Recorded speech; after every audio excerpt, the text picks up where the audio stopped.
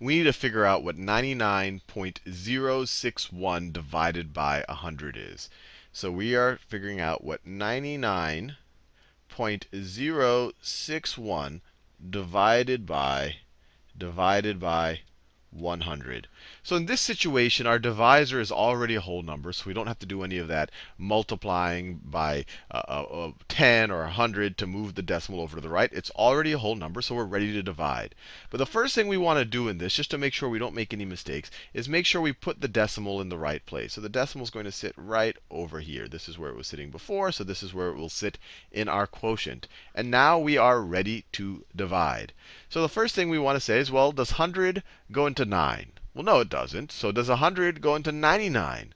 No, it doesn't. And if we want, we could put a 0 here, but we could just keep going. We'll add the 0 at the end. So 100 doesn't go into 9. It doesn't go into 99. Does 100 go into 990? Does it go into 990? Sure. It'll go 9 times. It goes into 990 9 times. So that's why we put the 9 above the 0, because we had to get all the way to the 0 for the 100 to be divisible into the number. 100 goes into 990 9 times. 9 times 100 is 900. And then we can subtract. So 990 minus 900 is 90. We could do that in our heads. You could say 0 minus 0 is 0. 9 minus 0 is 9. These guys cancel out. Now we can bring down this 6. 100 goes into 906. That's 9 times. 9 times 100 is 900. And then we can subtract. 906 minus 900 is going to be 6. And then we bring down the 1. We can bring down that 1.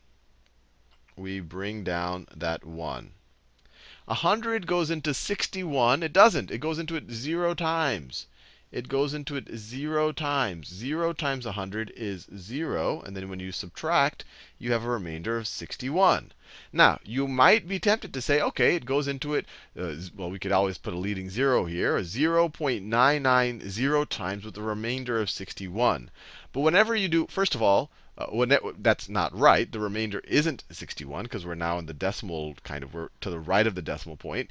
But in general, whenever you're dividing to decimals, you want to keep dividing. You don't want to have a remainder. And the best way to keep dividing is to remember that this has as many trailing zeros on it as you want. They're not really changing the number. So we can throw a bunch of zeros to the right of here, as many as we need. So let's throw a 0 right now. Bring it down. Let's throw that 0. Bring it down. 100 goes into 610 6 times. 6 times. 6 times 100 is 600. And then we subtract. 610 minus 600 is 10. We don't want to have a remainder, so we keep going. So let's throw another 0 here and bring it down. And bring it down. So we have another 0 there. 100 goes into 100 exactly 1 time. Exactly 1 time. 1 times 100 is 100. And then now when you subtract, we have no remainder. And we are satisfied. And we're done. And sometimes you're going to see that you're going to have to keep doing it, and you're going to start having repeated numbers up here and strange things up here. And there's other ways we'll deal with that. But in this circumstance, you just want to keep going. You want to keep going until you have no remainder.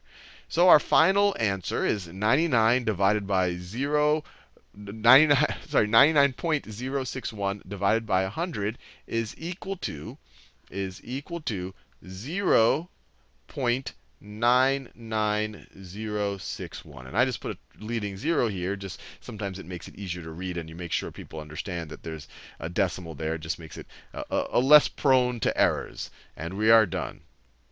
And just to make the point, this actually makes sense. 99 is a little bit less than 100. So 99 divided by 100 is going to be a little bit less than 1. And this number is a little bit less than 1.